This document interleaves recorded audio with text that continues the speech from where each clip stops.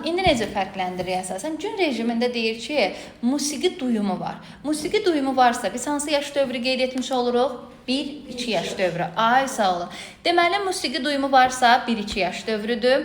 Amma musiqini oxuyur, tanıyır deyirsə 2-3 yaş dövrüdür. Bəli. Bir də burada nəyə diqqət edəcəksiniz? Əyani obrazlı dərk etmə. Bu hansı dövrdədir? 1-2 yaş dövründə.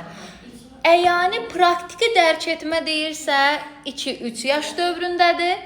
Əyani obrazlı təfəkkür deyirsə 3-4 yaşdadır. Bəli. Baxın, bu sıralamaya diqqət edin, çünki testdə düşür. Deməli, bir daha qeyd edək. Əyani obrazlı dərk etmə hardadır? 1-2 yaşda. Əyani praktiki dərk etmə hardadır? 2-3 yaşda. Amma əyani obrazlı təfəkkür harda olacaq?